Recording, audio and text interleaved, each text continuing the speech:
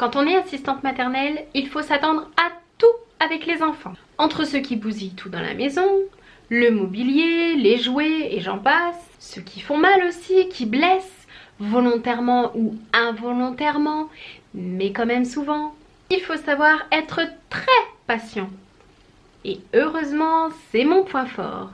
J'ai eu une fois un enfant de 5 ans qui a blessé volontairement ma petite Jade.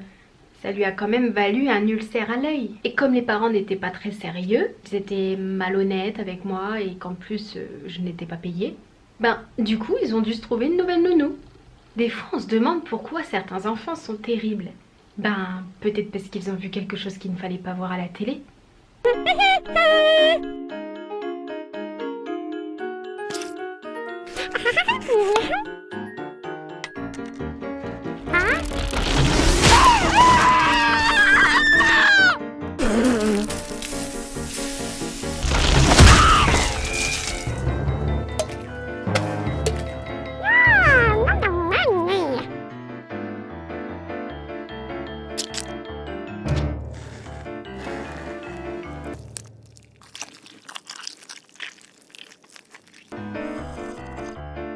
Bon, ça c'était ma première et ma dernière fois. J'ai eu plus de chance avec les enfants qu'avec les parents. Ils étaient généralement adorables. Je pense aussi que mon calme, ma patience, ma tendresse aussi, les rassuraient.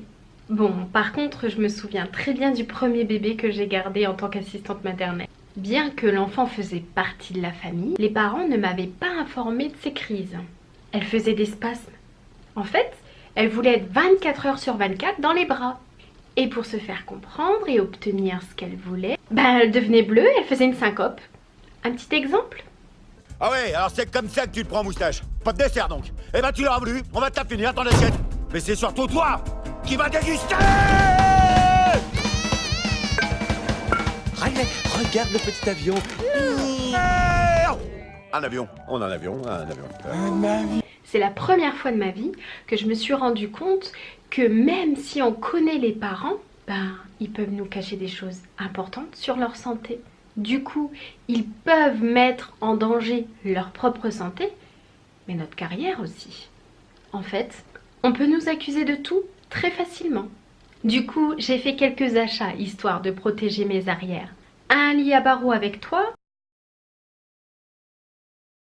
2 néniquaires.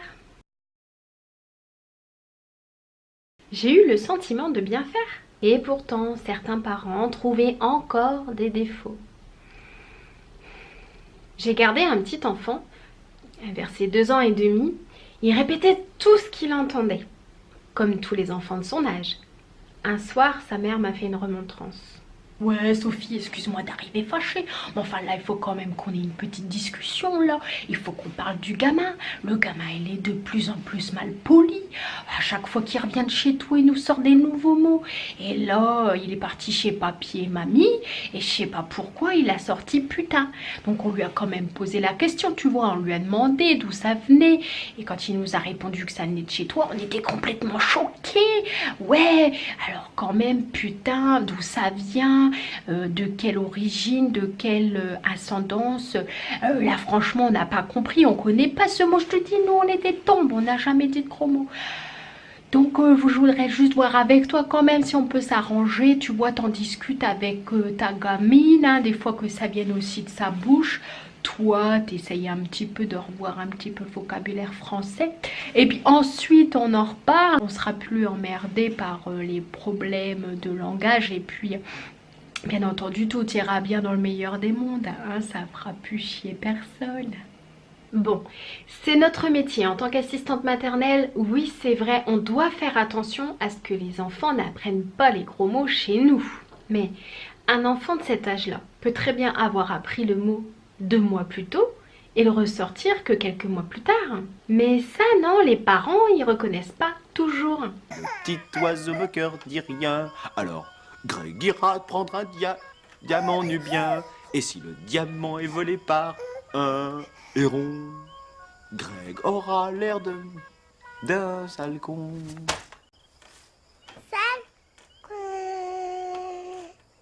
Même si j'ai adoré m'occuper des enfants des autres en tant qu'assistante maternelle, je réalisais de plus en plus que j'allais avoir de gros soucis avec les parents, juste pour des soucis d'interprétation de ce que les enfants allaient leur dire. Un jour, le petit que je gardais a raconté à ses parents que je l'avais puni de son doudou.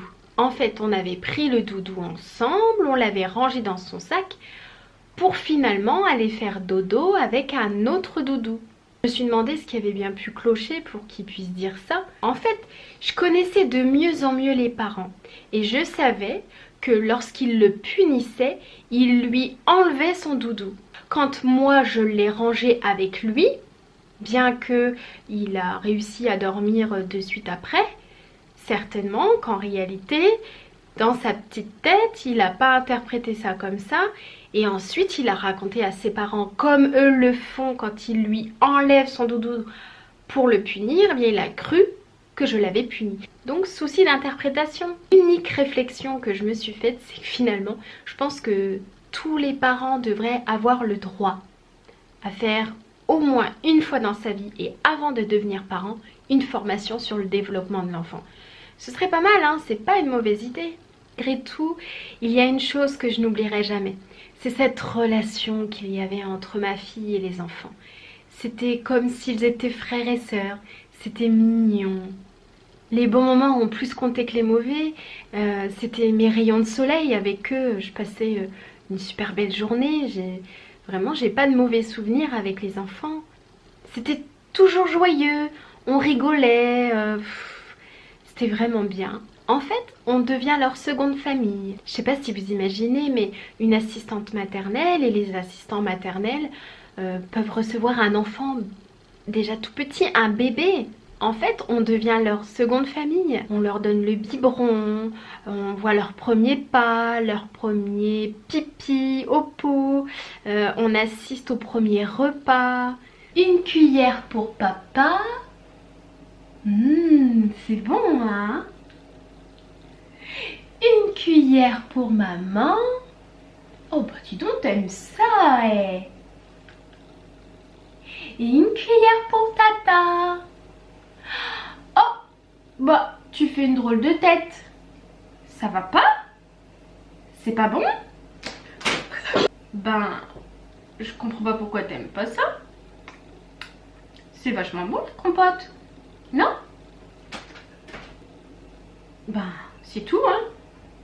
On va goûter autre chose, hein. On leur procure de la tendresse, de l'affection. On complète le travail des parents. En fait, c'est du travail d'équipe où on donne ce qu'ils devraient recevoir de leurs parents ou malheureusement qu'ils ne recevront jamais. Mais en tous les cas, on se donne à fond pour que cet enfant-là reçoive tout ce qui est le plus important dans son développement. Et tout ça jusqu'à ce qu'il rentre à l'école.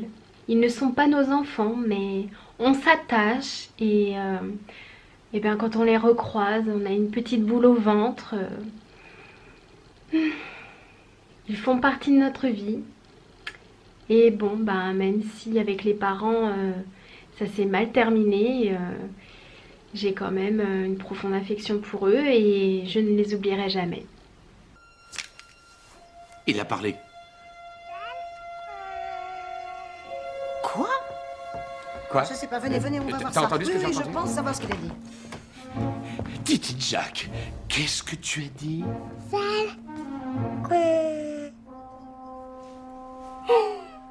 C'est son premier mot. Parfois je me dis que t'es la seule personne à qui je peux parler, Titi Jack.